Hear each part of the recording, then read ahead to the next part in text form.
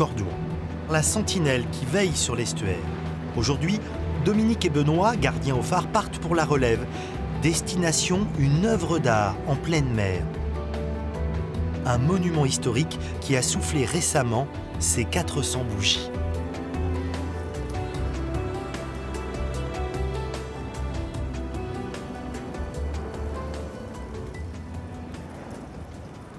C'est toujours un jour particulier, une relève. En quoi ça consiste?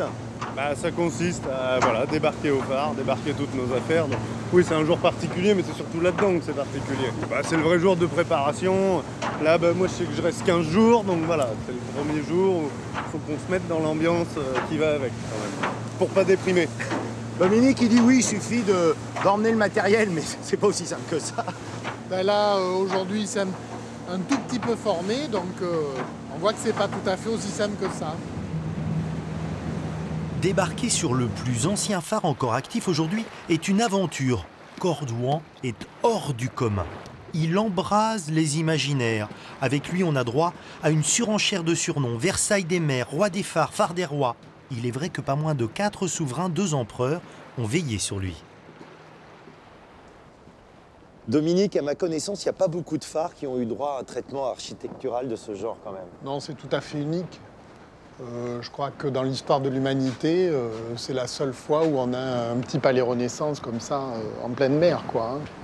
L'extérieur est particulièrement bien traité, mais il y a l'intérieur aussi. Alors, il y a la chambre du roi, avec les initiales Louis-Marie-Thérèse, la chambre de Louis XIV. Oui. Il n'y est jamais venu, c'est ça? Non, non, non, jamais. Aucun roi n'est venu à Cordouan.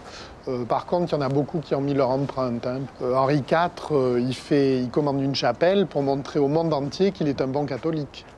C'est pas pour venir se recueillir dans la chapelle qu'il a fait, c'est pour envoyer une image forte. Lorsque l'on est ici, on pourrait presque oublier qu'on est à 7 km en pleine mer. C'est finalement un espace assez restreint. Est-ce qu'il y a des endroits où vous aimez bien aller? Oui, moi j'aime bien monter sur la couronne.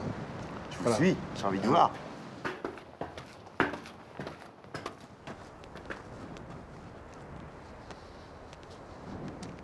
Alors nous voilà sur la couronne. Je comprends pourquoi tu aimes cet endroit. Oh là, quel point de vue. Donc là, on voit les limites des battures. Les battures, c'est là où ça brise et c'est les limites du plateau rocheux.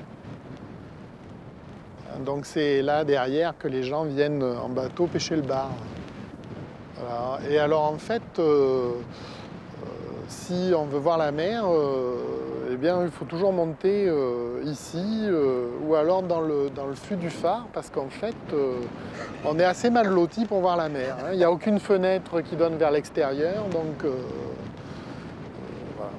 Est-ce que c'est un lieu qui est plein de poésie pour toi? Oui, tout à fait. D'ailleurs, j'ai une grosse production. Tu écris ici? Ah oui, absolument. C'est un lieu qui t'inspire? Ah oui, l'hiver. C'est un lieu d'écriture. S'il fallait résumer le rapport que tu as avec ce phare, qu'est-ce que tu pourrais dire? Je dirais que c'est à la fois une histoire d'amour et en même temps, c'est un lieu où on vient cultiver un peu son spleen. Cordouan, le seul phare en mer au monde ouvert à la visite, accueille chaque année 25 000 personnes. Mais seuls les gardiens connaissent le lieu sous toutes ses facettes, vivant au rythme des marées, dans une géographie en perpétuel changement. Ce phare, il mesure 60,50 m. Lorsqu'on est en haut, au niveau de la lanterne, qu'est-ce qu'on découvre? On découvre tout ce qu'il y a autour. Donc, il y a déjà l'évolution de tous ces bancs de sable qu'on voit partout autour. Là, tu vois, ça représente vraiment de la surface. Ça, c'est vrai que c'est tout le temps en mouvement. Tu préfères le site à marée haute, à marée basse ou... Je sais pas, à vrai dire. Mais autant les deux, quoi. Parce que c'est vrai que c'est un autre univers. Alors à marée haute, après, t'es renfermé. Hein. Une fois que t'es dans ton phare, tu bouges plus. Ça, c'est sûr. Que tu vois, à marée basse, on a quand même un grand jardin. Ça peut être sympa. Mais ouais, au niveau du décor, je sais pas si je préfère pas la marée haute, quand même. Vous êtes une semaine à terre, une semaine ou 2 semaines dans le phare. Ouais. C'est 2 vies totalement différentes. Ah oui, ça c'est sûr. Et même, tu vois, quand tu passes 2 semaines ici dans le phare, là, le moment où tu rentres chez toi, t'y es encore. Hein. Il faut 1 jour ou 2 avant de remettre les pompes sur terre. Hein. Tu te sens marin quand t'es là? On n'est pas vraiment marin. Nous, on a un bateau en pierre qui bouge pas. Enfin, tu vois, on n'a pas de navigation ni quoi que ce soit, non.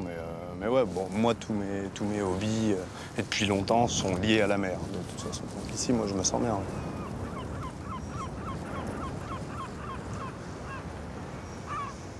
C'est entre pierre, tiers, ciel et eau que nous allons vous saluer. Et c'est sans doute d'ici que l'on comprend le mieux que l'estuaire de la Gironde sur lequel veille ce phare est bien plus qu'une rivière. C'est un bras de mer qui pénètre le territoire, apportant sa puissance, offrant la possibilité d'un d'ailleurs. Il a toujours inspiré aux hommes qui le côtoient une crainte justifiée et un profond respect. Si l'on veut continuer à dialoguer avec lui, il faut prendre la peine de continuer à l'écouter.